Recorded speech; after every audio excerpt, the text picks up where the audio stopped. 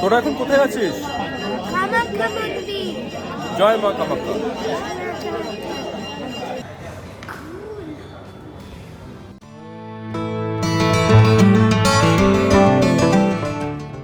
Good morning friends. এখন ঘড়িতে সকাল 6টা।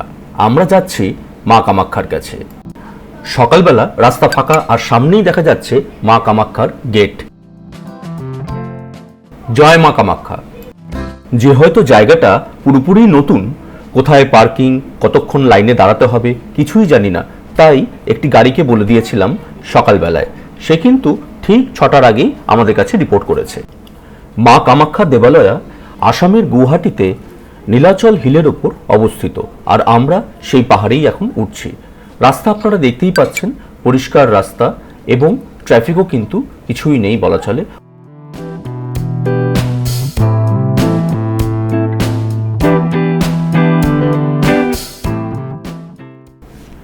মা কামাখ্যা টেম্পল তৈরি হয়েছিল 8 থেকে 9 সেঞ্চুরির মধ্যে, আর এটা কিন্তু আসামের সব থেকে পুরনো তন্ত্র সাধনার জায়গা, বলতে পারেন তন্ত্র সাধনার পীঠস্থান।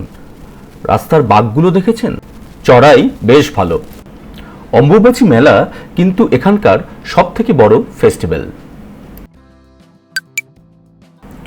মা কামাখ্যা মন্দিরে দর্শনের জন্য সরকারের তরফ থেকে স্পেশাল টিকিটের বন্দোবস্ত আছে, আমরা অবশ্য সেটাই বেছেছি।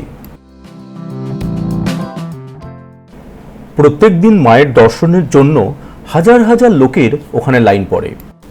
আমাকে অবশ্য গাড়ির ড্রাইভার বললেন যে আমরা 11টার আগে কোনোভাবেই ওখান থেকে বেরোতে পারবো না।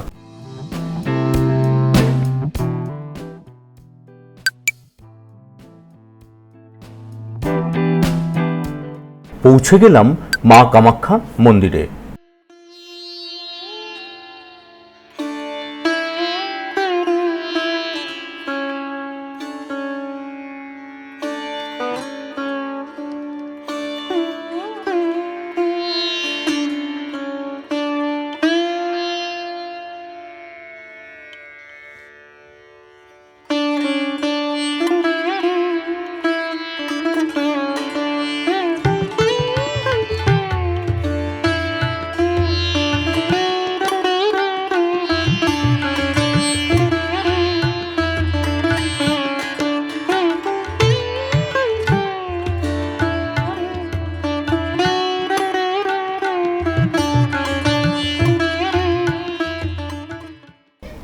ঘড়িতে এখন সকাল 6:40। আমরা পৌঁছে গেছি মা কামাখ্যা টেম্পেলে, আর সামনেই হচ্ছে মা কামাখ্যার গর্ভগৃহ বা মূল টেম্পেল।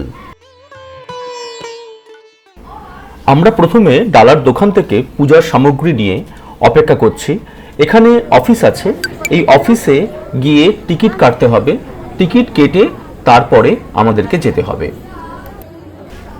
এই টিকিট কাটার আগে আপনাকে কিন্তু অনলাইনে আপনার স্লট বুক করে নিতে হবে। ওরা কিন্তু সেই স্লট অনুযায়ী আপনাকে টিকিট কাটার জন্য ডাকবে। অনলাইন বুকিং করার সময় আপনি একটা সিরিয়াল নাম্বার পাবেন এবং এই সিরিয়াল নাম্বার অনুযায়ী ওরা আপনাকে ডাকবে। এই হচ্ছে ওদের অফিস।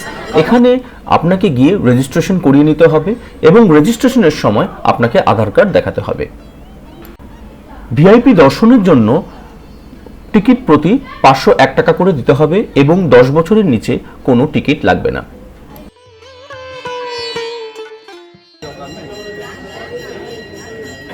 তোরা এখন কোথায় আছিস? কামাখ্যা মন্দির।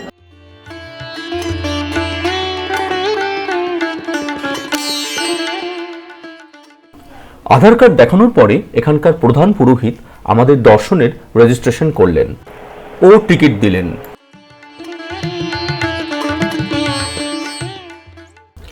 ভিআইপি টিকিট কাটার পরে আপনি যেখানে বসবেন এটাই হচ্ছে সেই জায়গা। এই স্লটে যতগুলো ভিআইপি টিকিট ওনারা ইস্যু করবেন, এই হলের মধ্যে ঠিক ততগুলোই চেয়ার আছে। ওরা যখন আপনি ঢুকবেন নাম্বার দেখে ধরে ধরে বসাবে।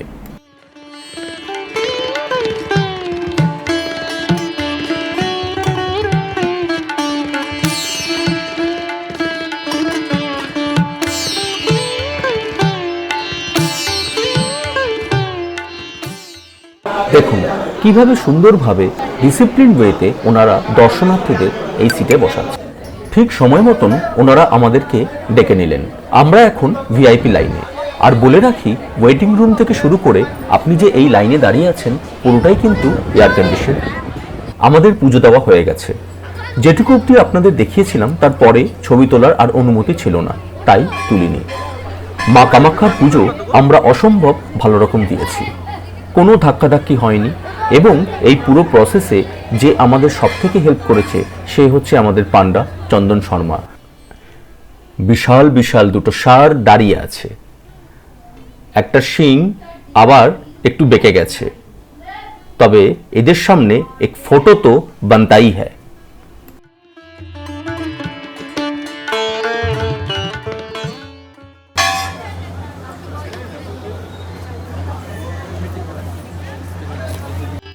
চারিদিকে দেবদেবীর মূর্তি, নানা রকম ঘণ্টা, একটা সুন্দর আধ্যাত্মিক পরিবেশ।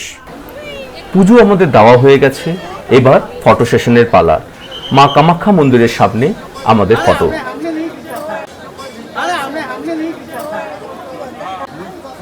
যে মানুষটির জন্য কোনো রকম ঝঞ্ঝাট ছাড়াই খুব সুন্দরভাবে সুষ্ঠু মতন আমরা দর্শন করতে পেরেছি তিনি হচ্ছেন এই চন্দন শর্মা, আমাদের পান্ডা।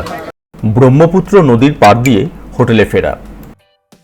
হোটেলে ফিরে ব্রেকফাস্ট করে ব্যালকনিতে দাঁড়িয়ে আছি। সামনে রাস্তা, ব্যস্ত শহর গুয়াহাটি।